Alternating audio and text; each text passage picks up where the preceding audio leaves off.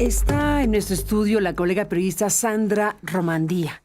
Sandra es una periodista de investigación que ha coordinado equipos periodísticos en diferentes lugares de la tele, de la radio, y bueno, pues ha hecho trabajos de investigación sobre temas de narcotráfico, de corrupción, diferentes asuntos que están relacionados con México. Y bueno, pues actualmente es la directora de la revista de periodismo de investigación MX y fundadora y directora editorial del proyecto de mujeres Opinión 51, y además presidenta fundadora de la Asociación Periodística de Periodistas de Investigación por el Acceso a la Información Pública. Ella está aquí porque la hemos invitado para hablar de su libro. Es un libro que lleva como título Testigos del Horror, un libro de Grijalbo que lleva como subtítulo La verdad que se quiso ocultar del Rancho Izaguirre. Y dice la contraportada de este libro que está circulando: mientras usted lee este libro, alguien, un adolescente, un joven, un padre de familia, está siendo forzado a cavar su tumba en algún paraje olvidado del país. Por primera vez logra documentarse el dolorosísimo final de miles de, entre comillas, desaparecidos. El libro En Testigos del Horror, Sandra Romandía desvela la verdad del Rancho Izaguirre, uno de los nombres que quedarán para siempre en la historia de la infamia.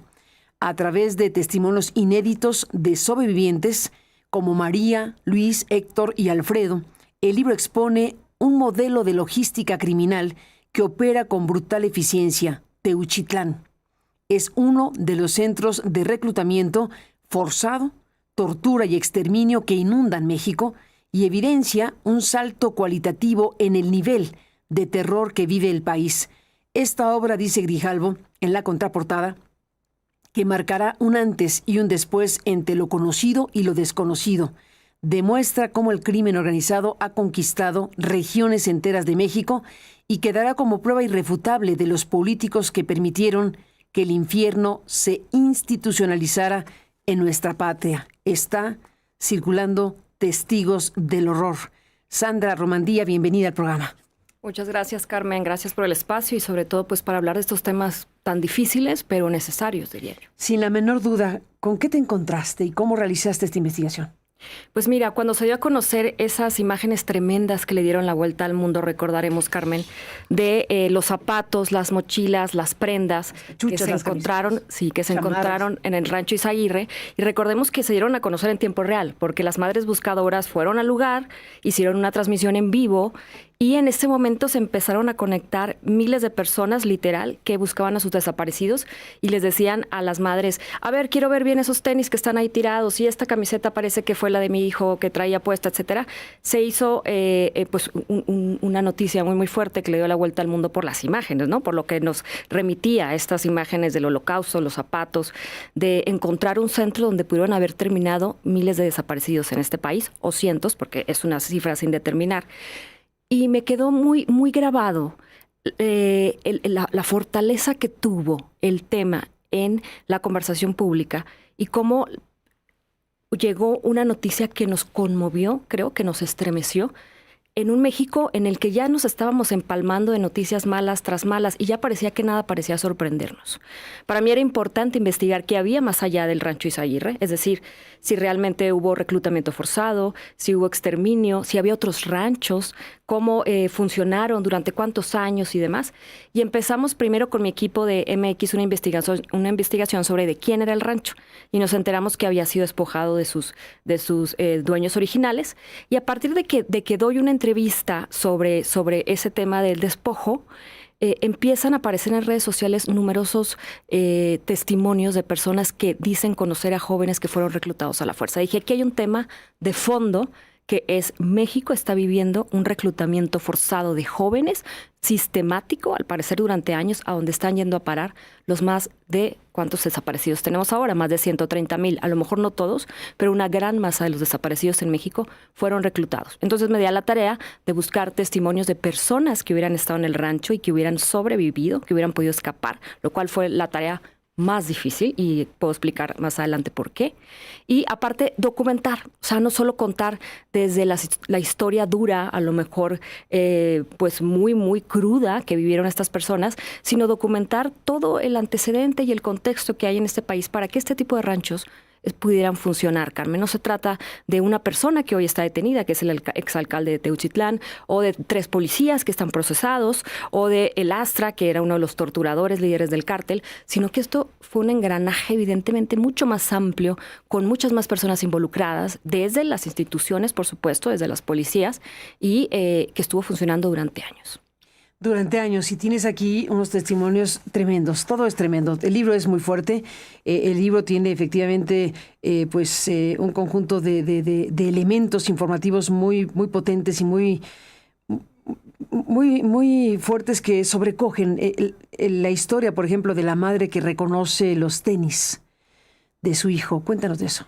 Sí, ahí cuento la historia de Fabiola, que es una madre de Nayarit, que vivía en Tepic con su hijo apenas Pablo, de 17 años de edad.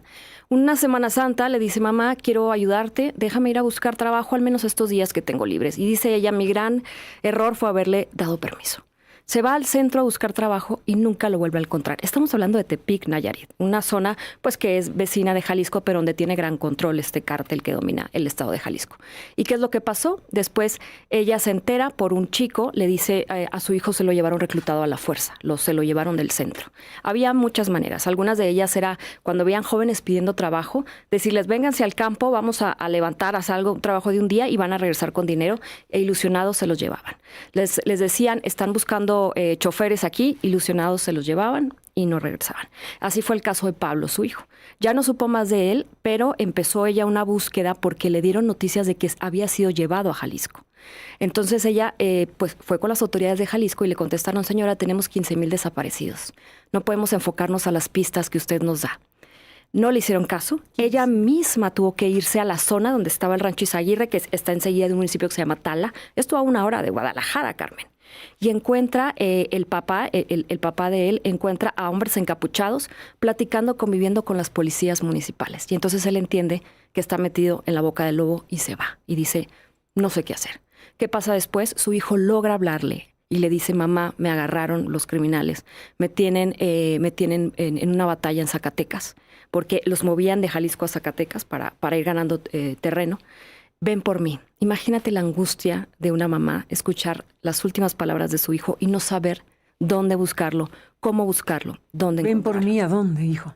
Así es, él solo sabía que estaba en Zacatecas, porque como lo narro, los testimonios, las personas reclutadas eran movidas de un lugar a otro, vendadas, muchas veces transportadas por los mismos policías municipales, de un centro a otro, de un lugar de enfrentamiento a otro, y por camiones de Primera Plus incluso, que ahí es otra beta que tiene que investigarse, porque estas empresas se prestaron evidentemente a estar movilizando a estas personas reclutadas a la fuerza. Pero ¿qué es lo que pasa con la historia de Fabiola?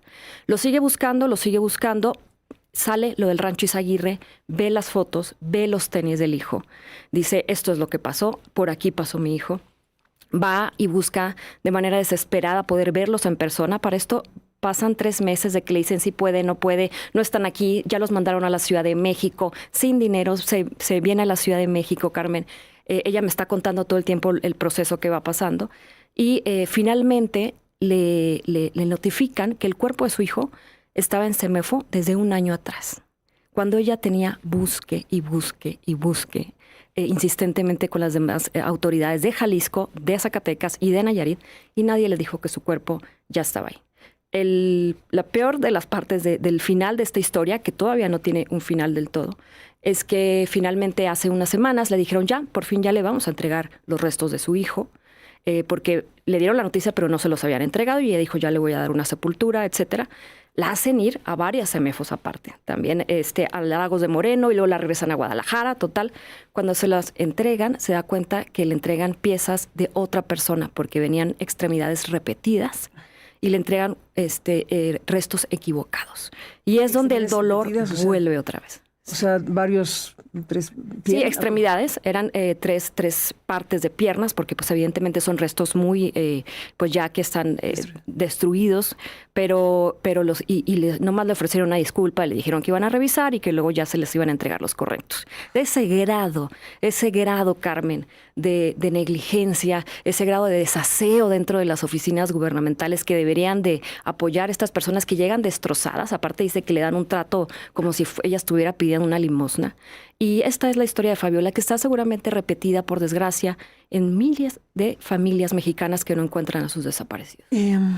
Y bueno, pues esos tenis sí correspondían a él, a su hijo. Sí, sí correspondían a él. Ella lo reconoció por una marca y porque eran los que él usó el día que se fue. Ella dice que los usaba muchísimo, los tenía muy presentes y nada más que... ¿Estaban marcados y por eso los identificó? Así es, así es. Pues esta historia es una de las varias que se pueden escuchar y leer en Testigos del Horror. Y bueno, Sandra Romandía, nos vas a compartir un audio que es tremendo. Te apreciamos mucho que compartas en Aristegui Noticias parte de este trabajo que has realizado, además de comentar y de informar de este libro. Nos compartes uno de los testimonios que pudiste obtener a partir de tu decisión de investigar el Rancho Izaguirre. Cuéntanos de esto. Pues sí, y mira, uno de los testimonios le llamo el testimonio clave, está en uno de los capítulos del libro, porque da detalles muy pormenorizados, sí, perdón, sobre todo el proceso, cómo lo reclutaron a la fuerza. Es un chico que llegó buscando trabajo de seguridad privada. Dice, me pidieron mi RFC, mis papeles, muchos documentos. Yo siempre pensé que era una empresa seria, que se trataba de un empleo real. Y cuando él llega a la central de autobuses en Tlaquepaque, él no vivía en Guadalajara, le mandan su boleto para que llegue ahí. Le dicen, vas a esperar un Uber junto con otros que van a entrar contigo a este nuevo empleo. Y te vamos a pagar tanto, me parece que 5,000 pesos al mes, algo así. Y cuando se suben al Uber, les quitan sus celulares de inmediato y les dicen, ya no los van a poder volver a usar, se los reinician de fábrica.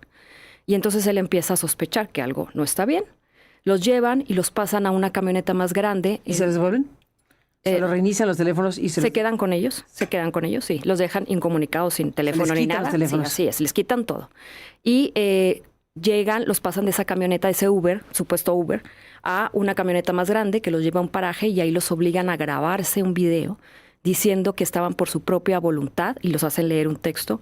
Dice él, yo lo podía leer o aprendérmelo, pero me estaban apuntando con 2 armas y tenía tanto miedo que me lo aprendí de inmediato, que en el que decía, vengo aquí por mi propia voluntad, a mi familia ya no me busquen, quiero trabajar con el Cártel de Jalisco Nueva Generación, estoy muy contento y nadie me está forzando a estar aquí.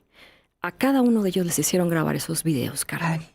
Pues seguramente es una manera de defensa, de argumentar y que se mantenga esta narrativa, lo cual a mí me parece dolorosísimo, de que los desaparecidos se van por su propia voluntad. De que los desaparecidos es porque están ambicionando irse con los cárteles, cuando en realidad estas son las historias como la de él y otros que logró documentar, en la que los obligan a que parezca que se están yendo por su propia voluntad. Y él te lo contó y tuviste oportunidad de grabar esta conversación y nos compartes este fragmento de lo que nos dices. Así es. Las situaciones más difíciles, híjole, pues la realidad es que yo creo que en sí toda la situación de llegar ahí hasta soportar todo lo que soporta es difícil, ¿sabes? Son muchísimas cosas. Empiezas desde que te deshumanizan, desde que te arrebatan tu nombre y no te permiten usarlo jamás. Te quitan la comunicación con tu familia, te quitan pues prácticamente todo lo que eres, tu ropa, que 2 personas lograran escapar de este rancho y que al poco rato y los regresaran y frente a todos nosotros los asesinaran tan a sangre fría solamente para tratar de dar un mensaje de que no escapáramos. El hecho de que te suban a lo que se conoce como el cerro, al gocha, a la graduación, y pues empiezas con miedo porque no sabes lo que va a pasar ahí arriba y tú ves a toda la gente nerviosa, con miedo, entonces te aterras a ver qué va a pasar. Cuando empiezas a vivir esa experiencia, cuando te entrevista cuando te conforman grupos y cuando después te obligan a pasar y a dispararte con gocha, con las municiones de gocha congeladas en cuerpo a cuerpo, y el ver cómo las personas que no soportaban el dolor tan grande que es esto y se tiraban y los asesinaban, el ver cómo descuartizaban a los que no soportaban a los que no hacían las cosas como ellos querían o cuando ellos lo querían. Híjole, para mí la más fuerte, como comenté, para mí sí fue cuando en su momento yo vi al comandante pues como sangre fría a este muchacho. Como sangre fría le sacó el corazón y te digo, no tuve la fuerza para ver qué pasó después. No sé si se lo comió, si solo lo murió, si lo tiró, no desconozco qué haya pasado, pero la imagen sigue estando en mi mente y me sigue dando escalofríos de verdad. Ver el sadismo que tienen. Una vez que te gradúas y bajas, siguen siendo pruebas, siguen siendo situaciones. Si no haces las cosas como ellos lo dicen, en el momento que ellos lo dicen, si a alguien no le parece como lo haces, todo eso pues es bastante complicado, ¿sabes? O sea, pero pues al final yo pienso que desde el principio a fin no hay algo que no sea difícil, la verdad. Pues es tremendo, es fuerte, Sandra Romandía, este testimonio de esta persona. ¿Esta persona vivió en el rancho? Sí, esta persona fue pues reclutada a la fuerza, llegó como primer te confirma que el rancho era un centro de reclutamiento. Así es. Pero confirma también que ahí asesinaban personas. Así es. O sea, ¿qué confirma este testimonio? Este testimonio, para empezar, la manera en que los reclutaban, ¿no? Con esas falsas ofertas de trabajo, confirma que la central de autobuses de Tlaquepaque era un punto neurálgico importante. Por eso es que ahí se empezaron a desatar las sospechas por tantas desapariciones. Confirma que como primer punto, en su caso, lo llevaron al rancho Izaguirre y ahí lo tuvieron en entrenamiento, pero luego lo pasaron a otros ranchos. Y esto es importante también, porque en Jalisco no es solo el rancho Izaguirre, no es que se acabó, lo encontraron, se cerró y se acabó la historia. Hay campamentos improvisados y ranchos despojados de sus dueños que están siendo utilizados para entrenar a estos jóvenes que fueron reclutados a la fuerza. Él pasa del rancho Izaguirre, esto está unos días, lo pasan a otro. ¿Por qué? ¿Por qué los mueven? Porque luego tienen pitazos, les llaman, ¿no? O señales de que va a llegar algún tipo de policía federal, una Guardia Nacional, es decir, que no es la que tienen controlada, que es la policía municipal, que la tenían toda comprada, y los mueven de lugar en lugar. Entonces a él le toca estar en varios ranchos y el más difícil fue lo que le llama él como la última prueba, en un campamento que está improvisado, él lo dice arriba del cerro, o sea, en una zona muy alta ya después de pasar muchos brechas en la sierra, y que es donde están, digamos, los meros líderes, ¿no?, del cártel, y es donde a él le hacen estas pruebas de jugar gocha, a él y a los demás reclutados. Él cuenta una escena tremenda de que llegaron alrededor de 80 personas, entre 100 y 80 personas que iban llegando día a día y se llegaban entre 5 o 6 personas. Ya cuando nos subieron a todos éramos entre 80 y 100 personas. Ahí nos hicieron algunas pruebas, por ejemplo, jugar gocha con balas congeladas, y si te retorcías o te caías del dolor, te mataban de inmediato. Y luego nos hacían, y él dice que pensaba en sus hijos para no caerse, y no se cayó y por eso sobrevivió. Y le tocó ver a todos los que llegaron con él cómo los mataron, los que llegaron con él a la central de autobuses porque no resistieron el dolor. Y luego los hacían poner estas figuras de tiro, y si fallaban un número determinado de balas que no le daban a la figura, los mataban en ese momento. Si se les, de alguna manera, trababa el arma, los mataban en ese momento. Al final él contó 36 sobrevivientes en esa prueba. 36 de cerca de 100 personas que llegaron reclutadas a la fuerza. Y los que quedaron, incluyendo él, y que le dijeron, ya estás graduado, ya vas a quedarte dentro del cártel, felicidades, les compraron comida, pero les dijeron, mientras coman, van a ir descuartizando a todos los compañeros que quedaron ahí y van a ir cavando los hoyos para quemarlos. Lo que dicen ellos es hacer los elotes, poner unas maderas, poner los cuerpos ya descuartizados para después ponerle más maderas, gasolina y esperar, dice él, alrededor de a veces 4 días a que se quemaran todos los restos humanos. Sandra Romandía, esto ocurre en México. Increíble. Lo que parecería una película de terror. Es terror, absoluto. Lo que parecería en un país, no sé, alejado, sin democracia, sin Estado de Derecho, sin instituciones, está ocurriendo en México, Carmen. Y a mí lo que me parece grave es que no se reconozca que hay reclutamiento forzado. ¿Cómo logró salir de ahí esta persona? Lo cuenta también en el libro un compañero suyo y es una parte humana del libro que a mí me gusta destacar porque a quienes nos escuchen, a quienes nos vean, podrán decir qué libro tan horroroso, no lo voy a leer. Primero creo que es importante leerlo para conocer el México en el que estamos, pero también hay estos atisbos de humanidad y de camaradería que se hace entre los propios sobrevivientes. Y uno de ellos lo ayuda a escapar. Le dice, te voy a decir que vas a ir a vigilar tal brecha y yo sé que a tal hora nadie te va a ver. Si ya encuentras la central camionera llena, se fue a una central camionera, esto ya fue en Puerto Vallarta, y encuentra la central camionera llena de halcones y los reconoce por los gochazos que les quedan, las marcas que les quedan en la piel. Se va, en fin, encuentra la manera de salir de Puerto Vallarta, de salir, por supuesto, de Jalisco y sobrevivir y volver a ver a su familia. Pero es un caso, seguramente entre cientos y cientos, Carmen, de quienes llegaron a ese lugar y no pudieron contar lo que vivieron. Y ahora él cuenta valientemente su historia porque dice, se tiene que saber lo que pasa ahí, para que ya no le esté pasando a más gente. En tu libro, Sandra Romandía, Testigos del Horror, nos vamos, hay nombres y apellidos. ¿Qué ha pasado con estas personas que han sido identificadas como parte de esta estructura criminal?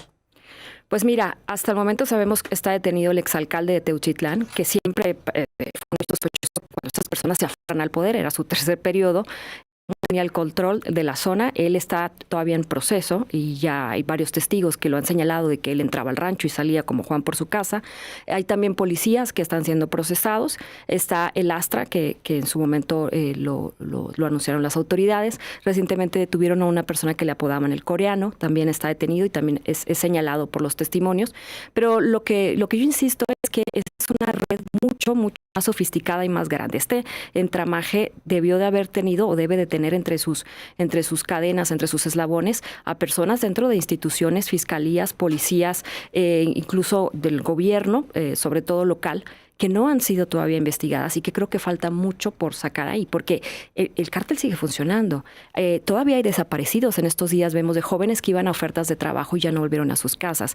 Es decir, este sistema puede estar activo todavía y, Carmen, pues no se ha logrado desmantelar como quisiéramos. Como debería suceder, sin la duda. Sandra Romandía, colega periodista, gracias por estar aquí y contar y hablar de este libro, Testigos del Horror, la verdad que se quiso ocultar en el rancho Izaguirre de Grijalvo. Gracias, Sandra, por estar aquí. Gracias por tu trabajo y seguiremos en contacto. Un abrazo. Muchas gracias, Carmen. A ti. Con esto nos vamos. Buenos días y hasta mañana.